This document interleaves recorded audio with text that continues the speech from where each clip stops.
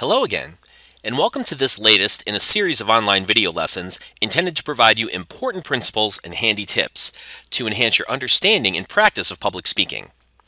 In this video, we're going to look at persuasive speaking, and we're going to start with some fundamental concepts that are going to form the basis of any persuasive speech project that you're going to undertake. In order for us to get a really good understanding of how we can use public speaking to persuade our audiences, we first have to understand what persuasion is. So we'll define it and we'll talk about some related basic concepts. Once we do that, then we're going to want to have a sense of the different kinds of persuasive speech situations you may find yourself needing to engage. And so what we'll do is we'll look at different types of persuasive claims, how they differ, and how those different types of persuasive claims involve different strategies for organizational patterns that you can use to design your message in a way that's going to reach your audience and influence them most effectively. But let's get started right at the very basics. What do we mean by persuasion? Well, according to communication scholar Herbert Simons, persuasion refers to human communication that is designed to influence others by modifying their beliefs, values, or attitudes.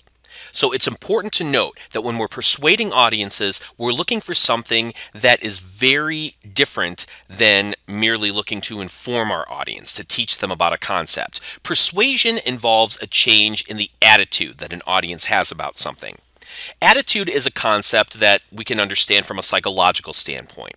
It's a psychological position or predisposition we have about something.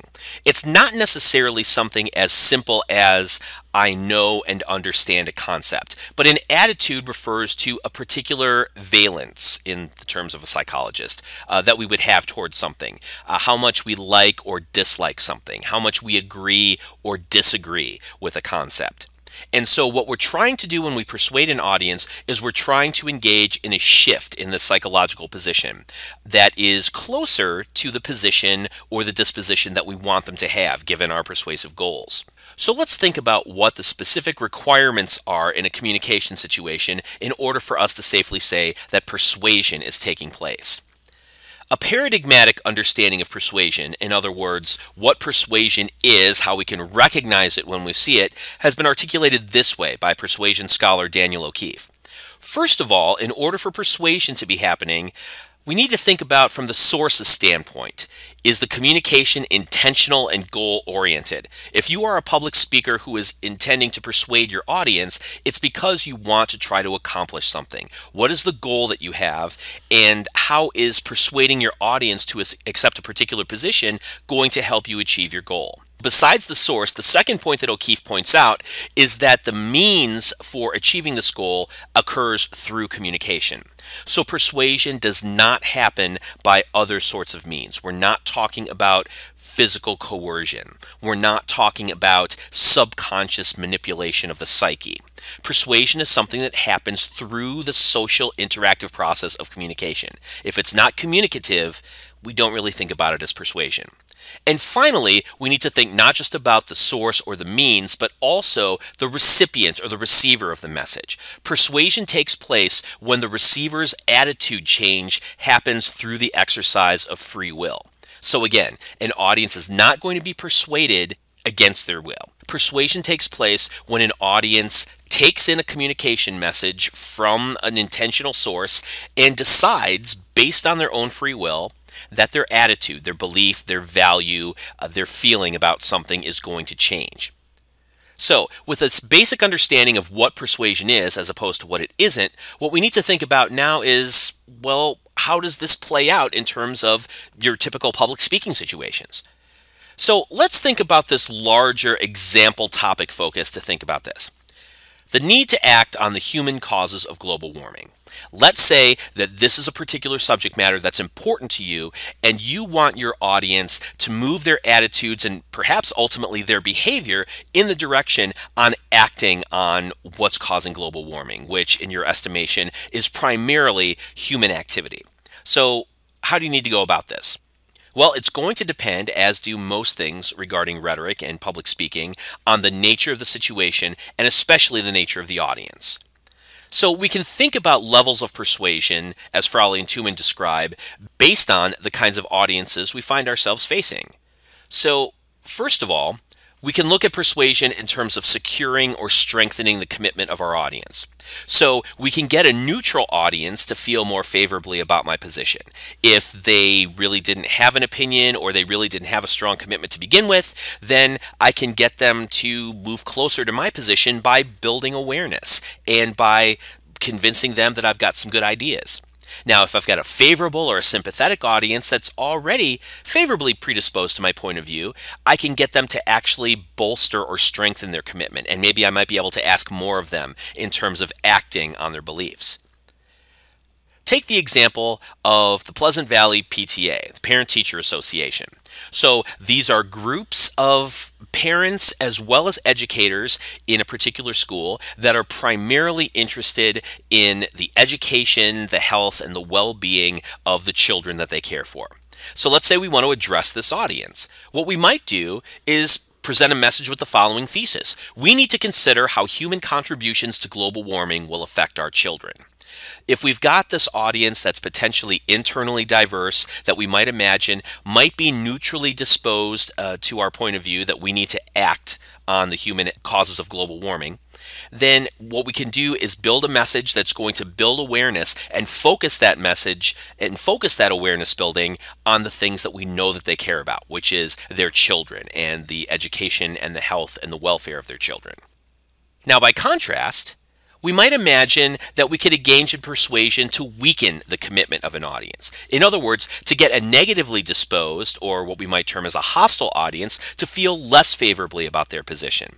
This is the kind of audience that will be very difficult for us to completely change their mind. If we are moving into this situation, for instance, where we want to talk to folks about the need to act on the human causes of global warming, and we find ourselves needing to address the Chamber of Commerce. This is an organization that, in its various instantiations all around the country, primarily emphasizes the needs and the interests and the motivations of business.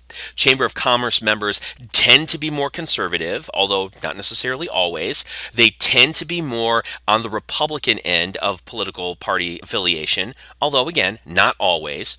So folks that are more conservative, folks that identify more with the Republican Party, those that emphasize the needs and the motivations of business, might be a bit negatively disposed to a speaker that's going to charge in there and say, well, big businesses are polluting the environment and causing global warming, and we need to do something about this. So if we try to push these folks too hard, it's really not going to work well for us. So instead, we might imagine a thesis like this. The potentially harmful effects of global warming on business demand our attention.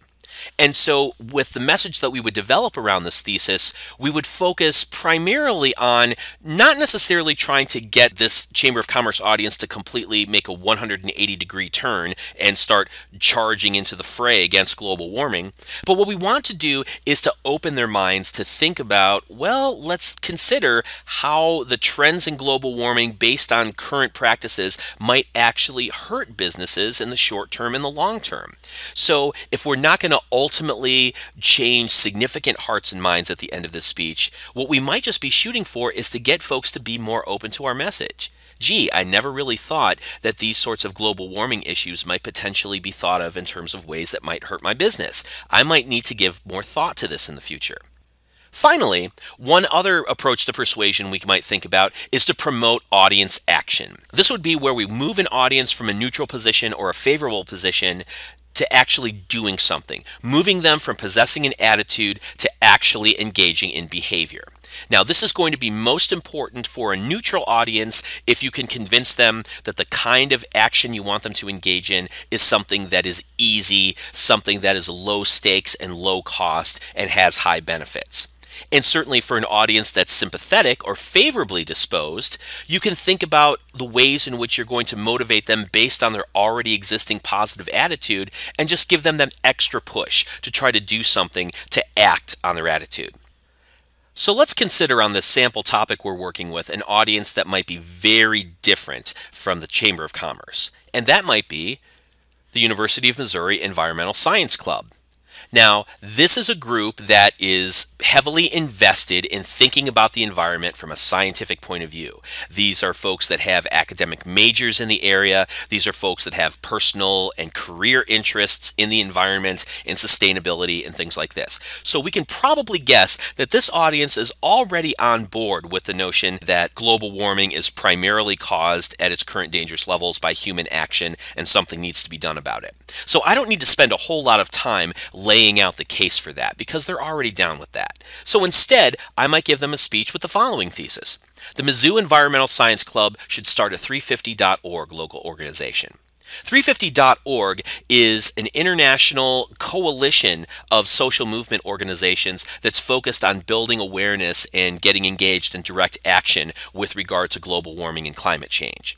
So if I'm addressing the Mizzou Environmental Science Club, instead of spending a whole bunch of time trying to convince them that global warming is a threat, they already know that global warming is a threat. So instead, what I might be able to do is convince them, hey, you know this is a big deal, so you should act on it. And here's a way that you can act on it that is absolutely consonant with your beliefs and values. This is an organization that can result in some positive consequences and some real impact on the issue. And this would be a local affiliation that your club could very easily implement. So I would focus my attention on building on their positive attitude and actually moving them into the direction of behavior, into the direction of action. So as we can see, the level of persuasion you're going to shoot for depends not just on your individual and personal goals, but depends on the audience that you're addressing. Okay, the other thing that we need to think about as a fundamental basic that's going to influence your persuasive approaches are the different types of persuasive claims you can make. Essentially, there's three. The first is factual claims. A factual claim asserts that something is true or false. Now, some students occasionally get tripped up on this idea just a bit. We think, well, a fact is true, so how can we argue about a fact? How can we persuade somebody about a fact? But the fact is, see what I did there? It stands to reason that not everything that we take as factual is necessarily agreed upon as a fact by everybody. And we often find ourselves in situations where we need to convince somebody of the objective truth of an idea or a concept or a phenomenon or a condition. So for instance, if I'm addressing that Chamber of Commerce meeting, one of the things that I might need to do to this skeptical and potentially hostile audience is to engage in some factual persuasion. So let's say I would emphasize an argument building on this point. Human activity causes the fastest rate of global warming in global history. Now, the reason why I would argue a persuasive case on this particular claim might be that there could be a good number of folks who are climate change skeptics in this audience. And so one of the primary things that I need to do is open their minds to the possibility, you know what, this is actually a thing, and you need to consider it as a serious fact. This is a factual claim because it establishes the truth of an objective condition. We've got the fastest rate of global warming ever currently taking place, and I'm making an argument that this is primarily caused by human activity as opposed to other kinds of things, such as natural cycles.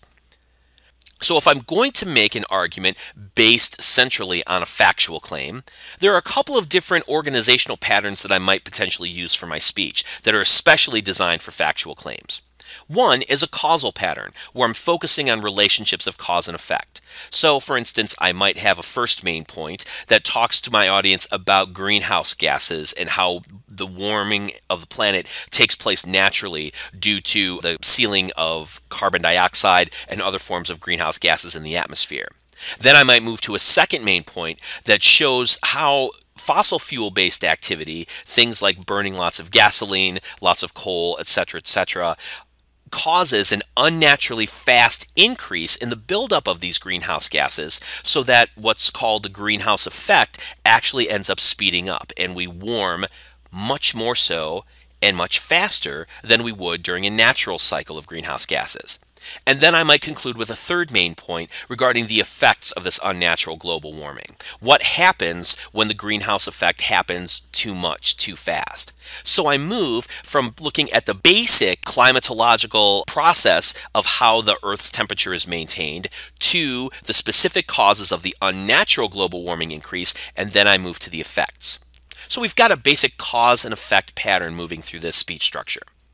Now, by contrast, if I wanted to take a different sort of tack in this factual claim, I could engage in a comparison pattern, which basically does what it says. It compares and contrasts ideas based on a simple parallel with regard to some factual condition. So, for instance, I could have a first main point that looks at the natural processes of greenhouse gases and warming and explain how that process operates, maybe much the same as I would in the previous speech.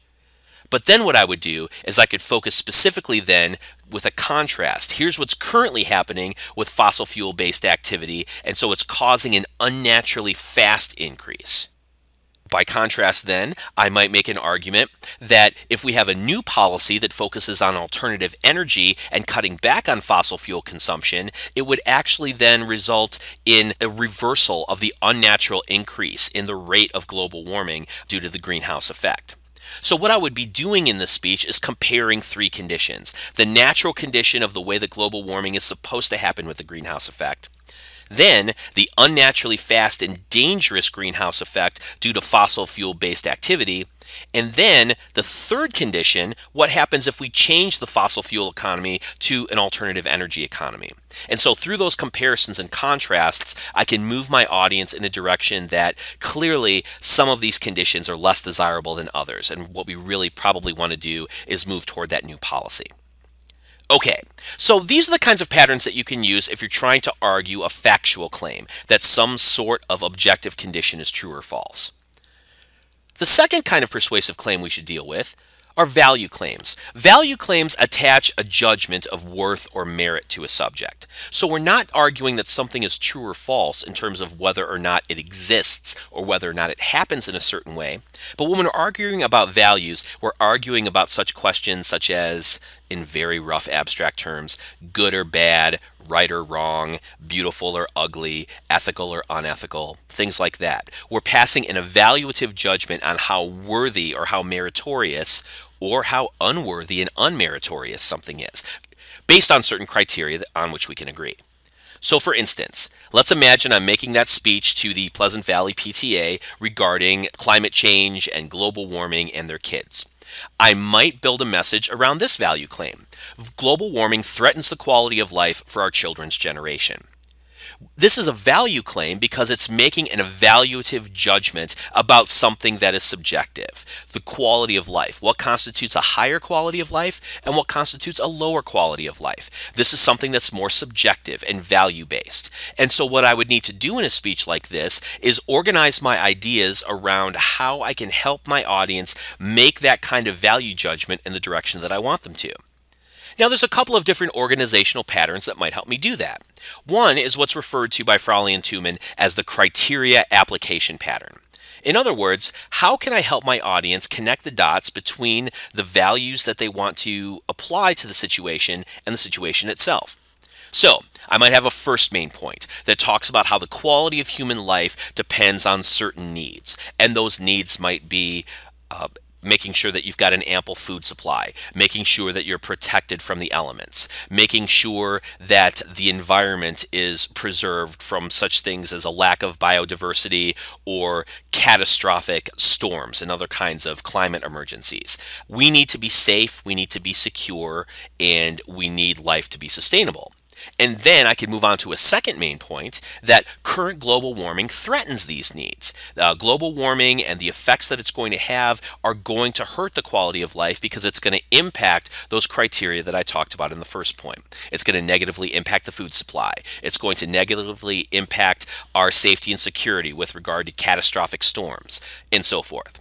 So this basically is what are the criteria for the value that I want to have, and then how does the object that I'm trying to persuade you about measure up in terms of the criteria for that value. Now, for something a bit simpler, you might consider a categorical pattern, and I might have specific topics or subject points that taken together move my audience to engage in a value judgment in the direction that I want. So for instance, a first main point that talks about how global warming threatens biodiversity and why that's a bad thing. Secondly, then I might talk about how global warming threatens our food supply and why that's a bad thing.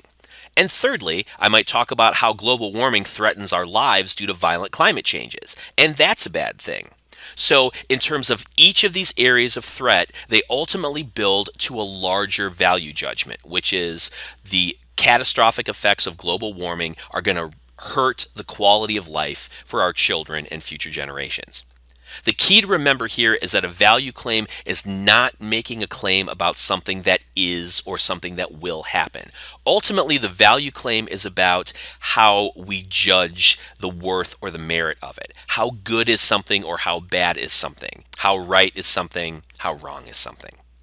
Finally, we need to think about policy claims. A policy claim is a claim that advocates action. So it's not just that something is true or not just that something is a good idea, but that we actually need to engage in a certain behavior or a certain course of action. Okay, so let's return to the speech that we might deliver to the Mizzou Environmental Sciences Club. Now, especially since I know that they're an audience that's favorably disposed to my position on global warming and the need to act on it, I'm probably going to want to focus attention to a policy claim like this. The federal government needs to devote emergency resources to climate change. This is a policy claim because it focuses on the need to engage in action. It's not just saying that global warming is hurting things, right? A fact claim. It's not just saying that global warming is a terrible problem that requires our attention, a value claim, but it's actually moving forward to saying this is something that needs to be done. And so if we want to convince our audience, favorably disposed or otherwise, that we want to engage in a course of action, what sort of organizational patterns can we use to persuade them? Well, there's a couple of important ones. One is referred to by Fraley and Tuman as Monroe's motivated sequence. Monroe was a scholar in persuasion and social psychology in Yale University back in the day.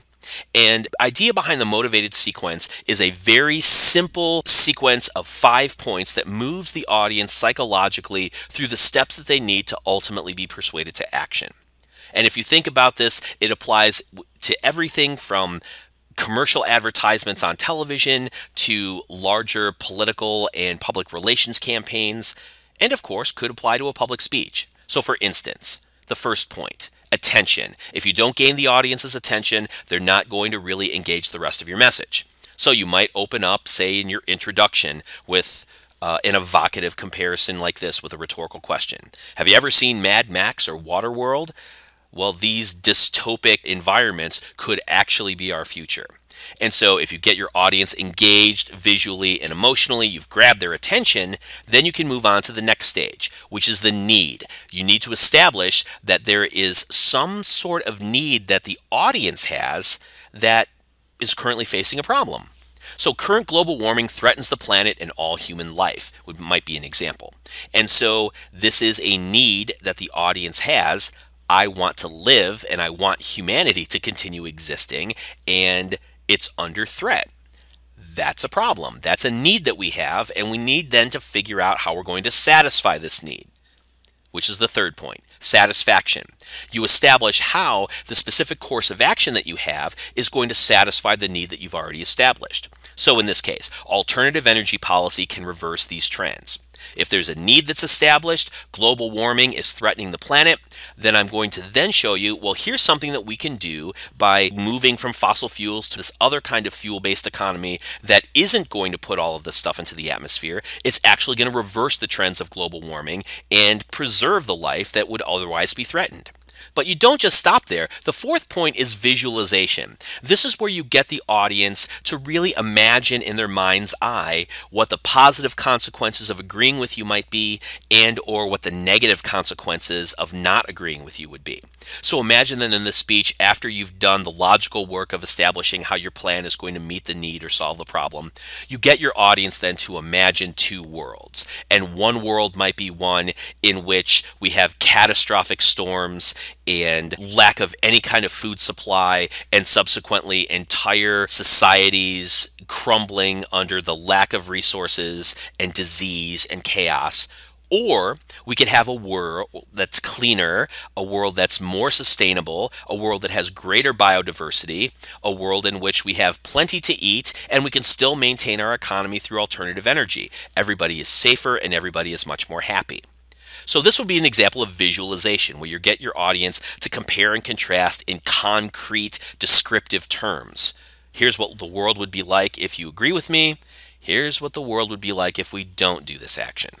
And so finally, then the last step is action, where you get your audience once they've been moved to, yeah, okay, you have my attention, there's a need that I have, your plan's going to satisfy my need, I can visualize it. So then the last step is to convince the audience that there is something that they can do that will move in the direction of satisfying the need and is something that is simple enough and accessible enough that they can actually do it. And this is an important part of it. You don't want to put the action step as something that's out of your audience's reach. Otherwise, they're going to get jaded and just dismiss what you've had to say. So in this case, you might have the action step be something as simple as being sure that the audience votes for candidates this coming November in the general election that are promoting alternative energy. And you can cast this as something that is very simple for them to do. Tell them when the voter registration deadline is and let them know that maybe there's a website that they can go to where they can see how different political candidates stand with regard to climate change and alternative energy issues. So the 5 steps of attention, need, satisfaction, visualization, and action move the audience both logically and psychologically through the various steps necessary in order to be persuaded. Now, this kind of sequence can be especially helpful for short messages where you're essentially going to hit these steps relatively quickly. Or this sequence is especially useful if you're building a broader campaign of multiple messages. But if you need the time and you need to spend the extra effort to build a larger argument, you can imagine that 5 main points in this kind of structure may not necessarily get you where you need to be. That's where the second and sometimes more typical policy claim speech pattern gets used. And that's referred to as the problem, cause, solution pattern. Again, you can probably anticipate that this is going to be a structure that works on both logical and psychological levels.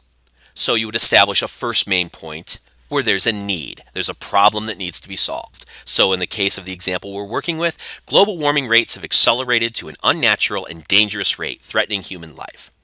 Once we've established the problem, then we can go to the cause of the problem. Human activity reliant on fossil fuels is the principal cause of the present crisis. Now, establishing the need and then establishing the cause is going to be important because ultimately, if we want to pose a solution, we're going to need to make sure that that solution addresses the actual cause of the problem. Then finally, we could move to our third point, the solution. A comprehensive alternative energy policy can reverse the danger and save us all. So in this point, you would develop an argument that shows how an alternative energy policy would address the cause. We won't be reliant on fossil fuels anymore for our economic activity, and therefore we won't be using the stuff that causes the increase in greenhouse gases that lead to the acceleration of global warming rates. So, establish the need or the problem, establish what causes that problem, and then establish what the solution to that problem will be. So it's really important to remember that determining whether or not the focal purpose you have is to persuade or convince your audience with regard to a claim of fact, a claim of value, or a claim of policy is something that you want to try to get straight as quickly as possible in the preparation process for your speech. Because depending on the kind of claim that ultimately you want your audience to accept in the thesis of your speech, it's going to drive the kinds of arguments you need to make in the speech, and it's going to drive the organizational structure you're going to use in order to get your point across and move the audience to the attitudinal position where you want them to be. Okay, so to sum things up in these basic concepts of persuasive speaking, first we addressed what persuasion actually is. Intentional communication that's intended to produce attitude change in an audience. And so when we're engaging in persuasion of the audience, we need to think pretty, well, intentionally about what our intentions are. What are our goals? What is the kind of effect that I want to have on the audience in terms of their beliefs, their values, perhaps their behavior or action? I need to know what those are up front because that's going to drive the rest of the invention process for the speech. We also focused on the crucial point that persuasive goals depend not just on what you want to do, not just on what your goals or intentions are, but also on your audience. Who is your audience and what are their prior dispositions with regard to your subject matter? Are they going to be a sympathetic or favorable audience? And perhaps then you'll have an easier time with getting them in the right attitude place, and you might want to push them towards more concrete action. Are they going to be a neutral audience, in which case they're non-committal, maybe they don't know as much about it, they don't really have a stance, and so you may need to do more in terms of building awareness and establishing a foundation of argument to convince them that you're right. And if you've got a more resistant or hostile audience that's negatively predisposed, you need to make a more modest shot in your speech. You're not going to be able to completely change their minds. Perhaps the best you're going to be able to do is get them to have an open mind toward your position and be willing to listen some more.